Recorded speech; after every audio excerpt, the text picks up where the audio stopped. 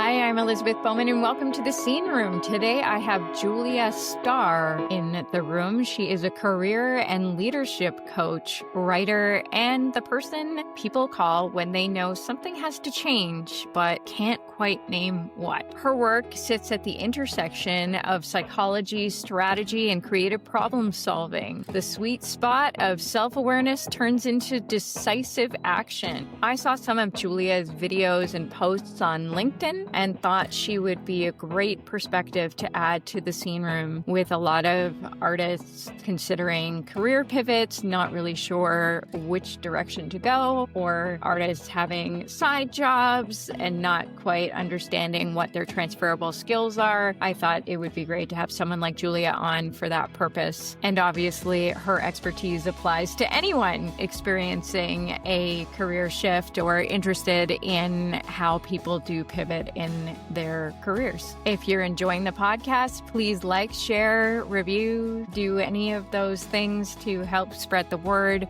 I really appreciate the engagement. And now let's get to the conversation. Julia, welcome to the Scene Room. Thanks so much for being here. Yeah, thank you for having me. I really enjoy seeing some of the stuff that you put on LinkedIn, which is how I reached out to you initially. And I felt like your perspective would contribute a lot to the likely listeners of this podcast, who are either in performing arts as performers themselves, or they're in arts administration, or they're just students training. I'm happy to help however I can. Can you give us a brief context to who you are, what you're about, and what it is you do? Yeah, happy to. Yeah. So I'm Julia Starr. I'm a leadership and career coach. I started out in my career working in a field called management consulting. So I had a very corporate kind of start to my world of work, but I did come at that from a very liberal arts background. I studied religion and international relations. And so I was a non-traditional hire into my first job. So I had a little bit of a pivot at that point. And then I ended up leaving consulting and going back to school and studying psychology, and really wanted to understand more about meaning making, how we find fulfillment, how our psychology evolves throughout adulthood. And that really translated well into coaching people in deciding what it is that they want for themselves, and then what are the shifts that they need to make internally and externally to quote unquote manifest that in their lives. And so I've been working for 9 years as a coach. I run groups. I work with people individually, mostly in the corporate space, but I have coached a few people from more non-traditional backgrounds going through pivots. But the big word is a pivot. You know, you're not sure what it is that you want to do, but you know you want to do something different. And I'm kind of the guide through that sometimes murky process. Is there a pattern you see with your clients? Are they often creative people, or are they often is there an association with childhood or something that is drawing them to that other thing? Do you any insights? Yeah. Great question. I'm sure there are so many different trends in the people who end up working with me for a variety of reasons. But what I see mostly is that my clients are people who had a vision of what it is that they wanted to do with their careers. And it came, who knows when. It could have come in childhood. It could have come in college. It could have come in their early 20s when they thought, okay, what is a career, or what is my career going to look like? And then they pursue that path. And then after 5, 10, 20 years, they hit a point where it's just not really hitting in the same way, or even in the way that they thought it would. Maybe it never really did fulfill them or become the thing that they thought it was going to be. And so they're disenchanted in that vision that they originally had. And that's why there can be this feeling of crisis, where it could be something that they've really built their whole lives around, whether it's in finance or tech or education or whatever it is. And then they're at this point where they're trying to say, what is it that I would want to try next if this big dream is not going to be the dream that I thought it was? When you first work with a client, do you sit down and figure out what transferable skills they have, and how do you identify those? Yeah. So we really talk about strengths in my world, or I talk about strengths in my world. We do values and strengths. Values are more of what motivates you and where you feel kind of kinship or fulfillment with either the people or the mission or the organization. And that's really important, right? We have to feel motivation to get up every morning and do the job well and kind of live in that space happily. But then from more of the tactical side, transferable skills or strengths, I like strengths because they're almost industry agnostic. You know, you could be more analytical mind, or you could be an influential type person, or you could be somebody who is a developer. You really are good at developing other people and other people's talent. So any industry, you could have those strengths in you, right? And so it's nice to be able to use that language and then say, okay, here's my strength. I could apply it in any different way. How do I want to channel that? And then you can get more technical in terms of a skill when you decide what direction you want to go in. During the pandemic, which no one wants to talk about anymore, and I'm not going to get into it, but as a performing artist, people often felt like they lost their identities and lost their direction in terms of what it is they wanted to do and how to contribute to society when the stages were closed. And obviously, as the economy is not entirely stable in terms of being a performing artist, it never really has been. So that's not news to anyone. But an opera singer, for example, who knows how to speak multiple languages and knows how to study a score in depth and knows how to perform on a stage, what would you tell an opera singer who was lost and hoping to figure out a new direction? Yeah. Oh, that's an amazing scenario. I've never worked with an opera singer, but I would love to, just for the sake of being close to somebody who's honed like that type of skill. But I mean, I would work with them in the way that I work with anyone, which is to say, what really matters to you? What inspires you? What are the topics? What are the types of people? What are the environments? Like, where do you want to be hanging out? And then, yeah, what are the strengths or the skills that you have? I mean, you mentioned speaking multiple languages. I mean, that could translate into so many fields, whether you're a translator or you're working in business in a multinational company, or you're working as a teacher, or you're who knows what that person would want to translate it into. But it's this process of getting into conversation about how can you reframe kind of the identity of like opera singer. And like, that is my identity, my career, what drives my income. Like it's all of these things. And how do you maybe view yourself as an artist? And how can I be an artist in these other places? How can I continue to be creative? How can I continue to use this stage presence and this confidence and this ability to command a room in a different way? And so a big part of it is disaggregating, what you identified with as your career and being able to say, I'm not losing that per se, but I need to reimagine it and think about how I can bring that into a different space. Because I think it's really disheartening for people when they're like, well, I've worked so hard and this is who I am, and I don't want to lose that. And you don't have to, but we have to find new ways of presenting it. Again, especially if you're recruiting or interviewing or trying to get somebody else to understand who might be from a completely different background and not know when they say I'm an opera singer, like everything that means, right?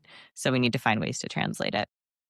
Yeah. And then I guess you need to figure out how to get that interview. And then you have to be able to put that into a sentence, how those skills translate. It is very niche, like in terms of learning a classical instrument and really becoming a great artist requires enormous analytical skills and also discipline because they need to practice every day. So they have that in them, like so many transferable skills for those who have studied classical instruments. I just think that many are struggling for how to advertise those transferable skills to an interviewer or even to get the interview. How do you suggest someone, like, what is the process of getting the interview?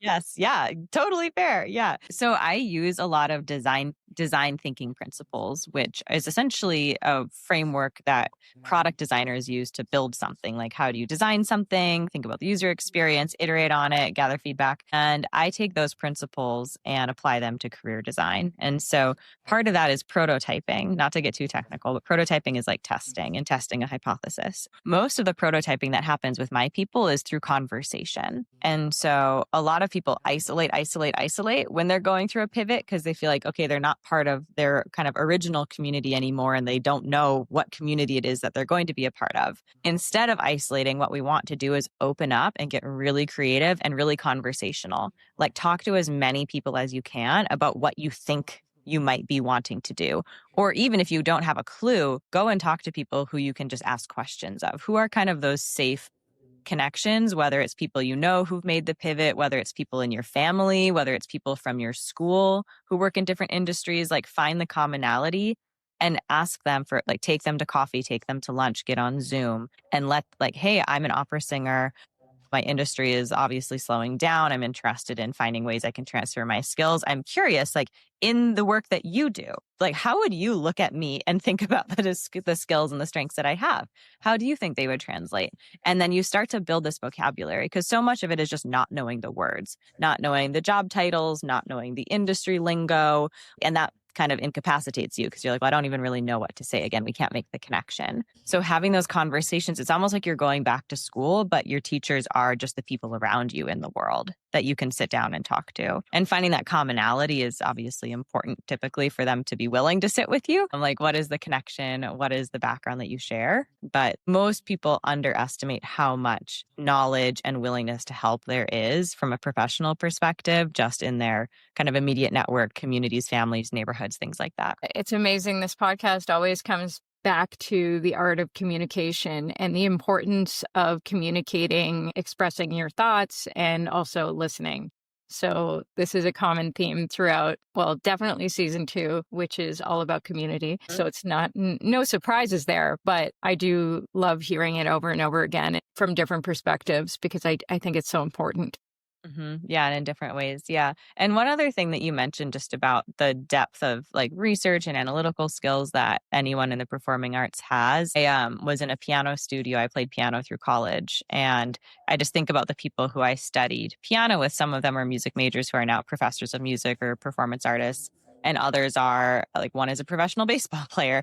I'm a career coach. People are working in science or medicine. So to me, it's very obvious that anybody who's able to perform a piece of classical music or even a 3-hour play or whatever it might be has immense technical skills and immense cognitive processing capacity and resilience and stamina and all of these things. And so I think there's also just tapping into the people who understand that. I remember at my consulting firm, one of my mentors was a classically trained, I think, violinist, and we were paired and we didn't know we had this kind of classical music background in common. But once we did, we're like, oh, you're really smart. Like we just immediately like gave each other a lot of credit because of that shared background. And so I'm sure if they haven't yet, people who are listening to this who are like, oh, are people going to get how epic my background is? Like you just have to find the right people who have that shared knowledge or understanding, but they're out there in spaces that aren't performing arts spaces. So just know that, they're hidden artists in all industries. And it's not that you'll never encounter somebody who doesn't really understand or get or appreciate what you're bringing. Well, a lot of these corporations also bring clients to events or have dinners and things like that. And they want people who understand culture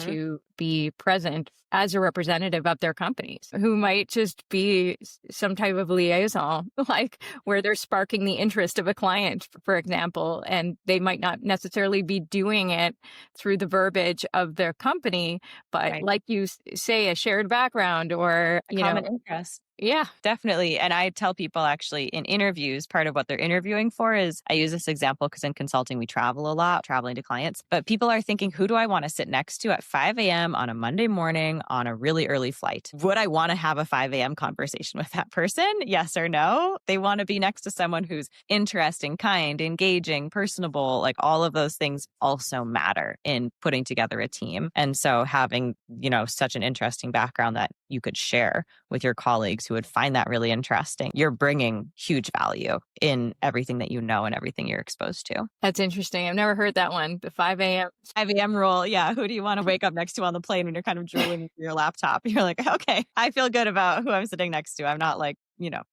extra annoyed. Yeah. That really dwindles down the list. It does. Yeah. Yep. And then, more intense workplaces, it depends on the culture of the company, but it matters a lot, that you're working with people that you like and respect. Do you do mock interviews with your clients? I sometimes will. More of my work is really on discovering what it is that you want to do and why. But then when we get into, okay, you're actually recruiting, I'll help them think through what are the questions that we think will be asked? What are your responses going to be? And actually in the strengths work, so this is something anybody could do, that's where we start preparing for interviews. So when you identify your strengths, and I use a survey tool that somebody could go and pay for, I think it's $60 online, called Gallup, Gallup, if anybody feels like doing it, Gallup Strengths. But we take their top 10 strengths from that test and then write examples of a time when you embodied that strength. And that's starting to prepare you for the interview, because when someone asks you, okay, tell me about a time when you, mentored a teammate, And you might be like, okay, well, I didn't have a teammate per se, but it was someone within my cast or my crew or whatever. You already have that example there. So that's the beginning. And then I will do mock interviews where I put people on the spot, because of course, I'm sure your people actually are some of the best people to be put on the spot and like extemporaneously answer something. What about the whole weakness thing? Because obviously that also has to be identified. Mm-hmm. How honest does one need to be in this process? Yeah. I mean, the weakness one you have to be honest with, because it's so easy to sniff out if you're kind of like, oh, my weakness is that I'm a perfectionist. And you're like, okay, well, whatever. That's a throwaway question, throwaway answer. Really, what I coach people through is you want to be honest about a weakness, but you want to be able to share what you've done to improve upon that weakness, even if you're not, fully adept, or, you're not going to ever be a whiz at it. Being able to say, hey, this is one of my weaknesses, and this is how I work with it, or these are things I've invested in, or how I built teams. It's more about self-awareness. I would argue that question. People want to know, how aware are you of your blind spots? Are you going to come into a team and not even be aware that you are horrible at listening, or that you aren't able to execute on this specific technical skill, or whatever it is? That makes more sense. I haven't done many job interviews in my life. It did one like 20 years ago. So I'm out of practice. Yeah, that's okay. What would you suggest to somebody who's contemplating a pivot, or just imagining what the other side looks like and wants to go through with this type of exercise? Yeah. I mean, there are a variety of ways that they could approach it. I think that, I'm biased as a coach, that I think having somebody who you're talking to who has a little bit of a broader perspective and is able to offer that reflection for you, some insight, helping you translate, again, your skills from one realm to another, can be really helpful. Personally, I do a lot of individual coaching, and then I also work with people in groups, which is a completely different way of going through a process like this. And it can be really fun and even more creative, because you're helping other people as well see themselves. And so it becomes this almost like reciprocal experience where you're joining the group. So my group is called Aligned Ambition. It's specifically for women in their 30s and 40s who are going through career pivots, but they don't know what it is that they want to do next. So like I said, most of my people come in being clear on the fact that what they've done is not working for them anymore, but they don't know what it is that they do want to do. So you're going through this discovery process with a cohort of 8 to 10 other women. You're able to hear everyone else's questions, their existential angst, their, fears and worries. And when you hear those things, it just kind of like allows you to sigh, like, okay, like it's not just me. Other people are thinking of these things too.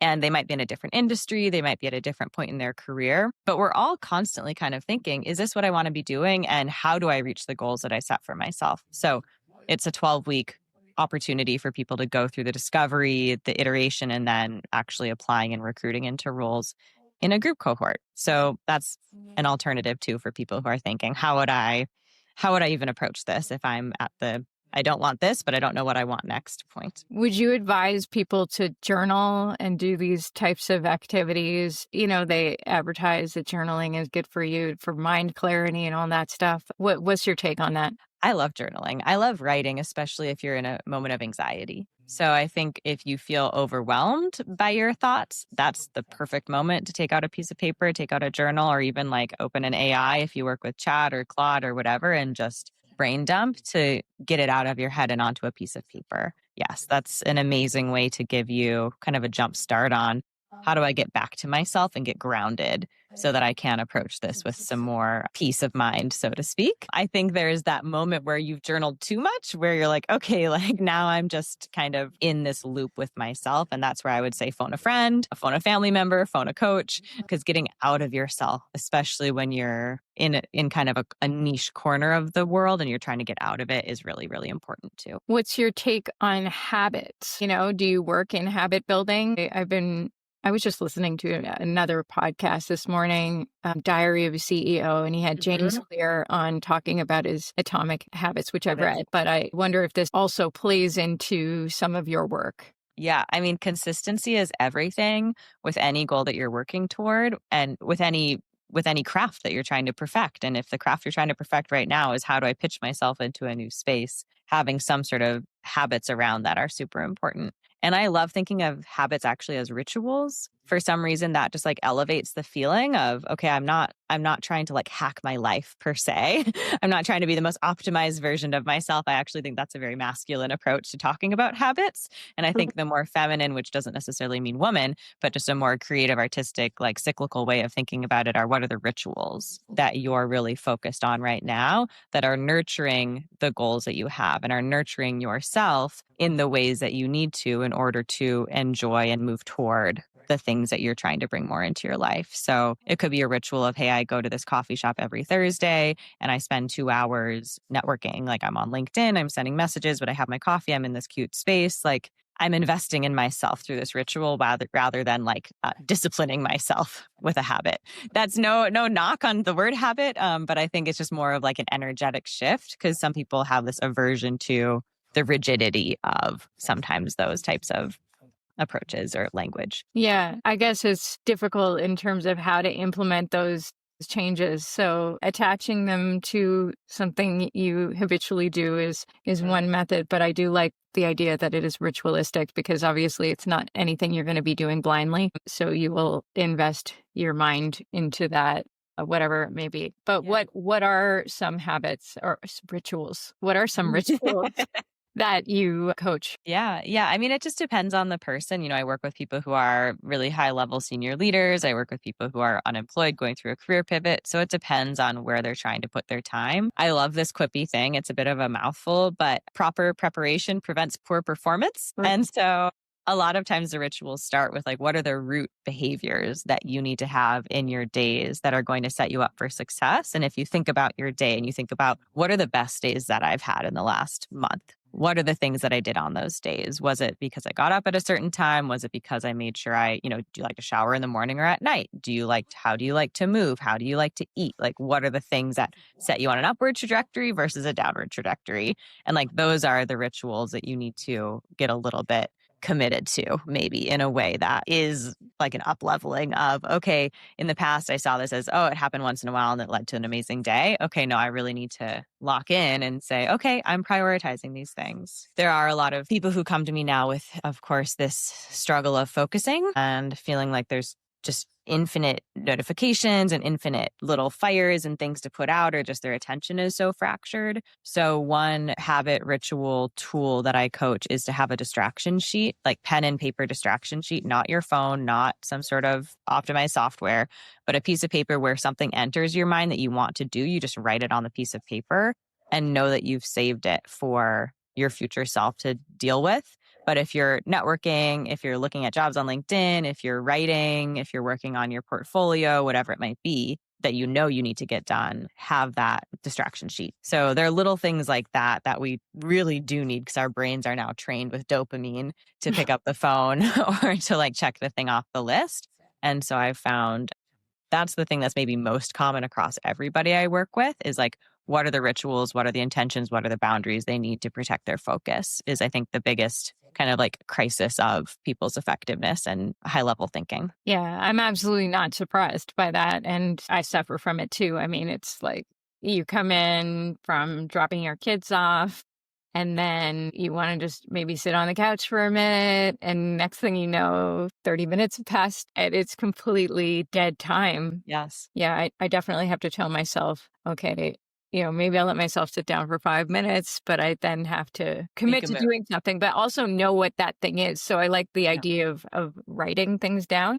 Mm-hmm. Mm-hmm. Yeah. Or if you're tempted, actually, this is an aside, but I recently, and this is I'm not sponsored by them in any way, but I bought a product called a brick, which locks your phone and locks certain apps on your phone. And I only share this because it's the only thing that's ever helped me with eliminating screen time, other than just being really busy and not having time for it. But if I'm in like a creative space with more time, it can be obviously really easily eaten into with phones and apps. It's actually a piece of plastic. It's like a physical product that I think has some sort of tag inside of it. So when you tap your phone to it, it like locks all of your apps. And then to unlock your apps, you have to tap your phone to it again. So you actually have to consciously Exactly.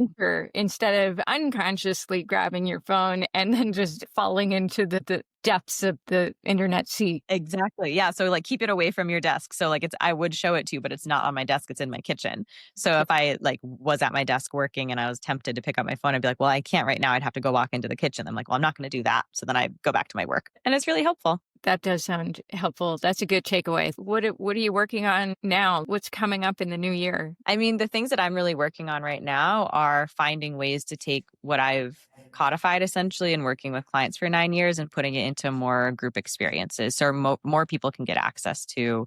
I use this VSA method, value strengths action method, and it's a big process, but being able to like segment it out into actionable steps is really helpful for people. So I'm finding more and more ways to do that. I'm very excited next week. And whenever you're listening to this is December of 2025.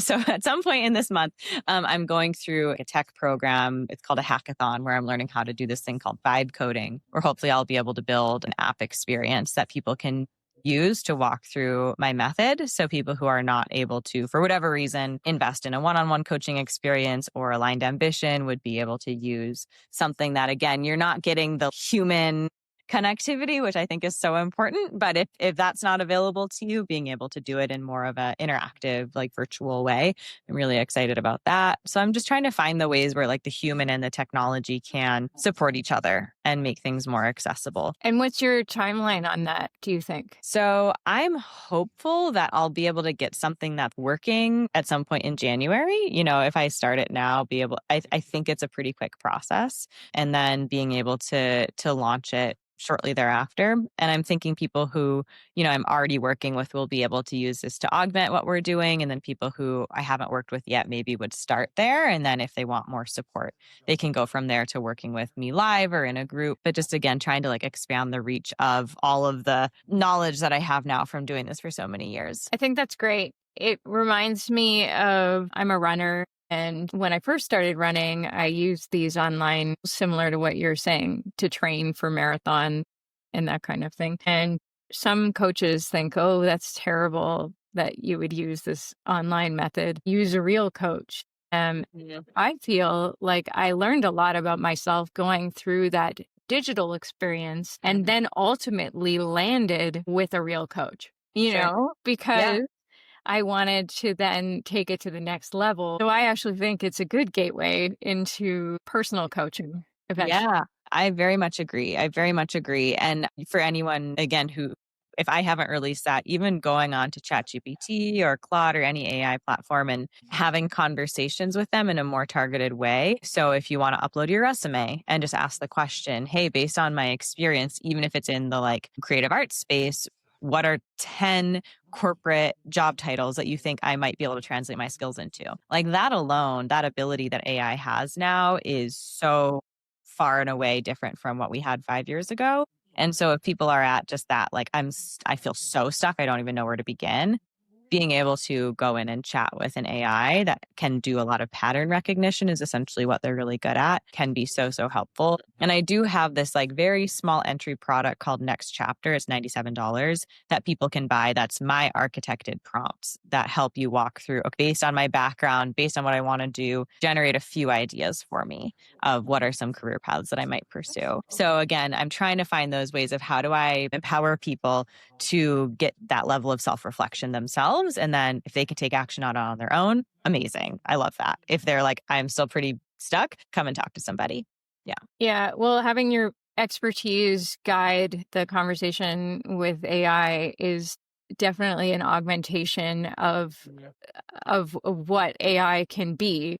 And when you don't necessarily have your background and then are trying to figure out this career pivot, you might end up going in circles and not necessarily getting to where you need to be. So I think that's great that you offer that. Yeah. And there is something I've really studied AI prompting, which is like, how do you ask the question of AI so you get a valuable answer? So I took this course with this woman, Callan Faulkner. I'm kind of a perpetual learner, so I'm always just trying to accumulate information and knowledge and then give it to people. But I learned how to write these prompts for AI so that people get really excellent answers. And that, I mean, I'm like fascinated by that too. Of like, yeah, you have this supercomputer essentially, but if you don't really know how to work with it, you're not going to be able to tap into all of its potential.